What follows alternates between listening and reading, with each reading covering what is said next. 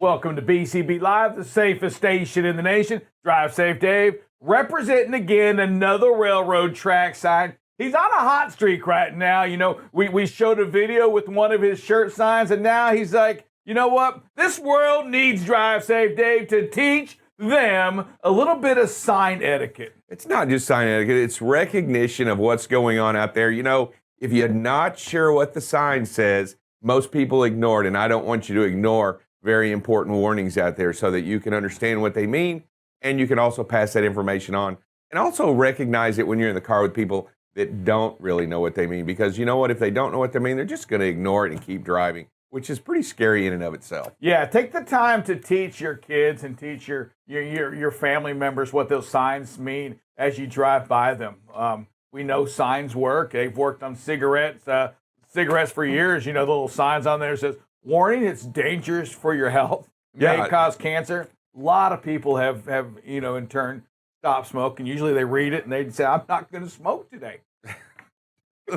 We got a lot of things to talk about. Let's talk about the ham. You know, so over in Spain, and producer, I don't know if you know this, you know, somebody gets paid to sniff hams, and not just one person. These guys are like certified people that sniff hams, you know, I think it's 4 sniffs per ham.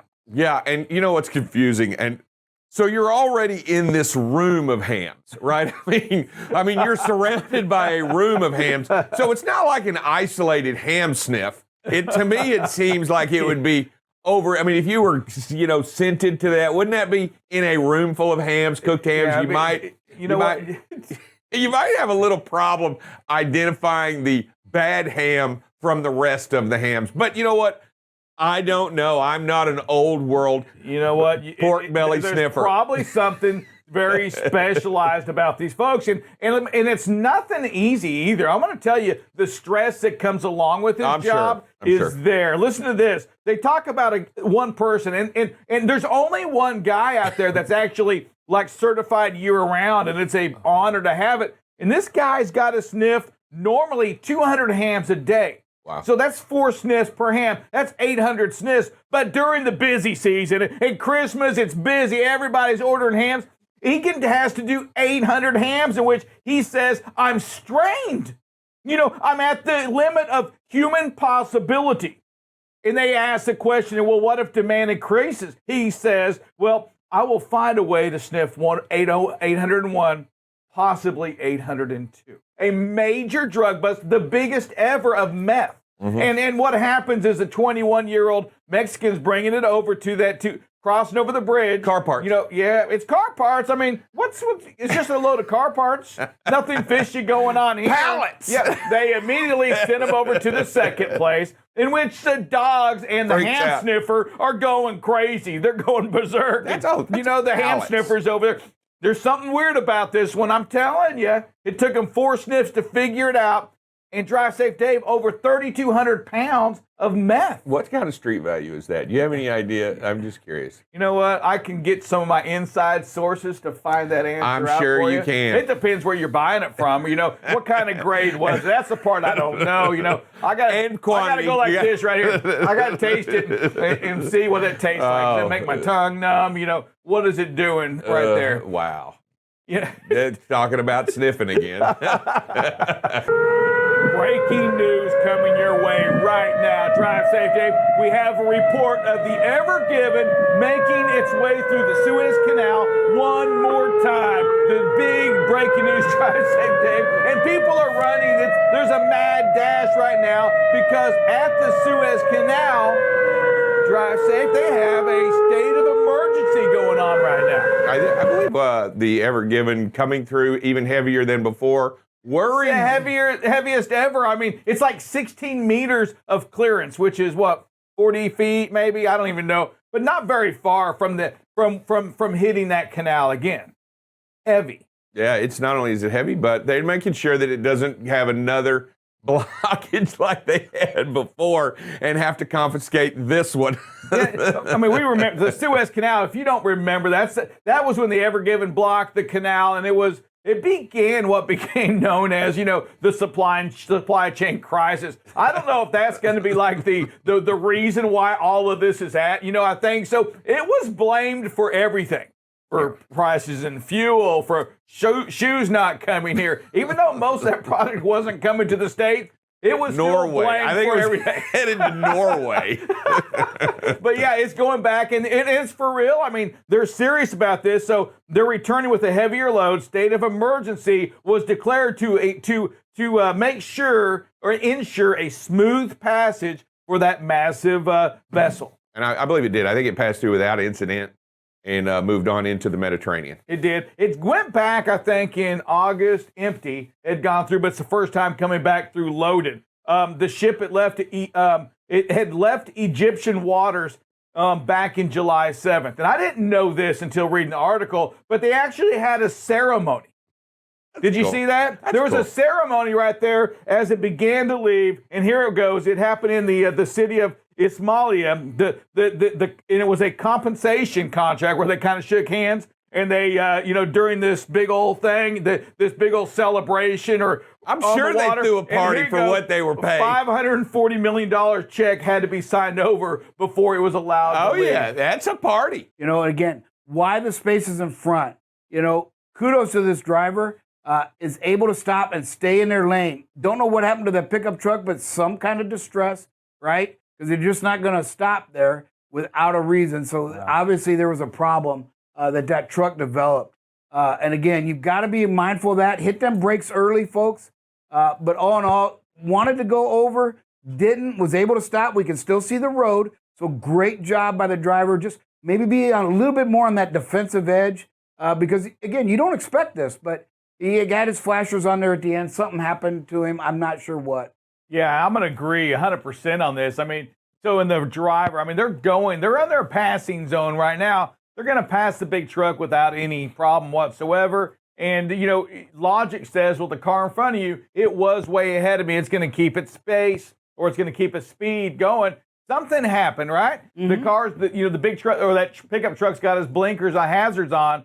And we have enough time to recognize it, which means somehow mentally, maybe even out loud, we were counting down our seconds to make us realize that we're approaching a little quicker. Something's wrong. We were well aware of this and we're able to stop and still have that pavement in between. Great job on this. And you know what I still like too at the very end of this?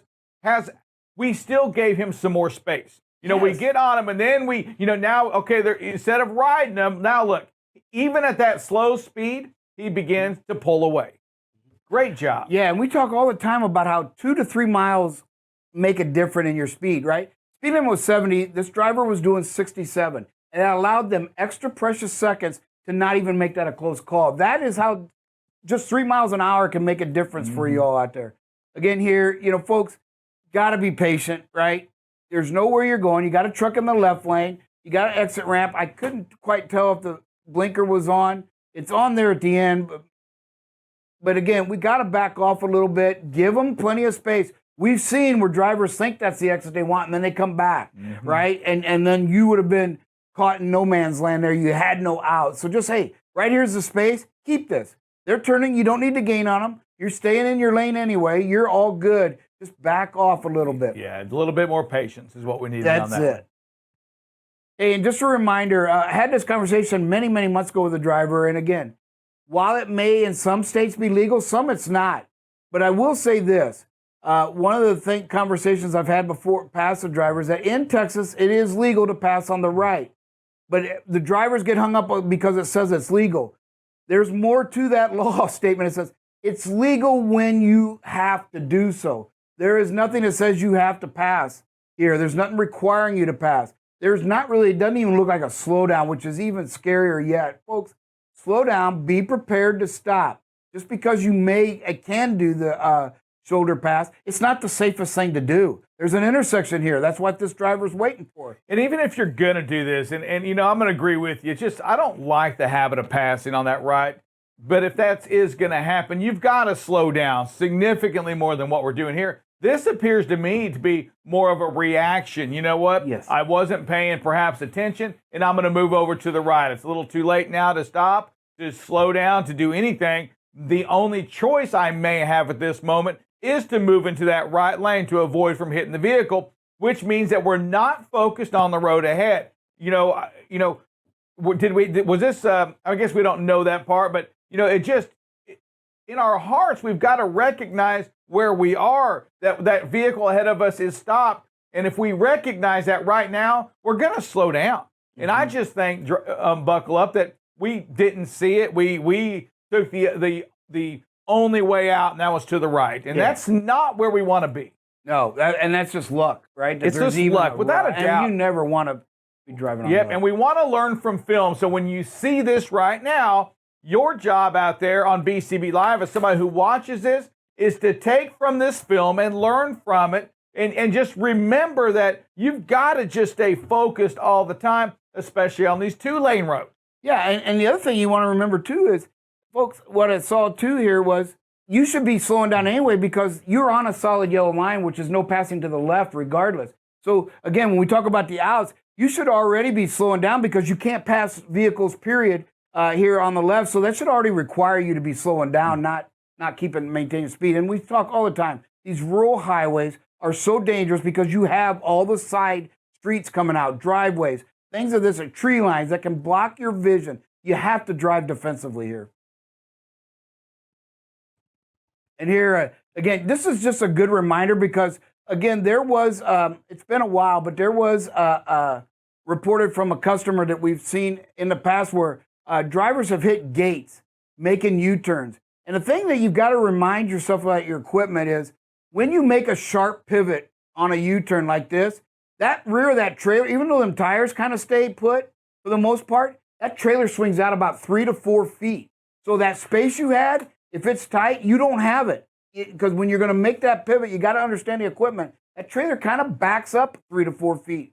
And again, it's hard on the equipment. You can damage fairings. We've seen over the years. So it's just a good reminder. Don't make a U-turn. If you got to avoid it, find a different option. It looks like other trucks are coming out of a facility. Go in the facility and turn around, or whatever the case may be. But it just seems like this might even be a rest area, maybe. Not sure, because you see traffic coming. But again, U-turns are dangerous. Never a good idea. And here again, new technology, folks. It's coming. It's here, and it's again to learn, not to criticize or punish, but to learn. You gotta stop. Stop means stop, not roll through it. Right? So just stop. It's there. Patience, right? When you ask yourself, why would I roll through to stop? I'll get a lot of answers like, well, there's nobody there. I said, well, that's not why.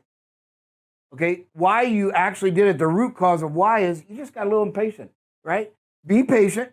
Come to a complete stop. Make sure somebody else didn't miss something. You didn't miss something at night, right? And then go through. Yeah, you see us running at the stop sign, and we call that a slow roll, right? And what happens on that? And again, we want to remind you that technology is there. It continues to improve, and it's there to make us better. It's there to show that, hey, you know what? We didn't need you to hard brake. Back in the day, and a lot of companies still have that, where you've got to create a hard brake. You've got to actually follow too close before it knows the camera can trigger something back. Well, the new technology says, hey, you know what? I'm just going to let you know every time it happens. So it's looking up there at the stop sign. The camera looks at that octagon, and it goes stop sign. It requires a stop. If, in fact, you don't stop and you roll through it, it reports that back. I love this technology because, again, it's there to make us better. So many times, and producer, I'm going to put this up to you as well, just to kind of talk. You can talk through this because I am so guilty early in the morning that I know the stop signs when I leave my house that never have anybody at them. And if I'm not careful, I will slow roll them things all day because nobody's ever there. Producer, are you guilty of that? Luckily for me, the only thing from my apartment to here is a highway and then stoplights. Gotcha. So I'm not given the opportunity to slow roll through, which is probably a good thing because I think if it was as early coming through here, you're up here I'm early, up early, so I'd probably be doing the exact same thing. I don't know what time this is, but these nighttime, these early things, especially if it's your area that you run. Mm-hmm. You know what? If I'm not familiar with the area, in my heart, I'm probably going to stop all the time. But since I'm leaving my house and I know that at early in the morning like that, there's probably nobody there and I've never seen anybody, I'm more apt to run or slow roll that sign than I am during the day hours. Because and let me tell you something, it's not healthy because when you're not looking the way you normally look, and when you run that, if there is a car there, you're going to get into an accident, you're going to hit somebody, and it will be your fault. We've got to remember this, to stop at all times.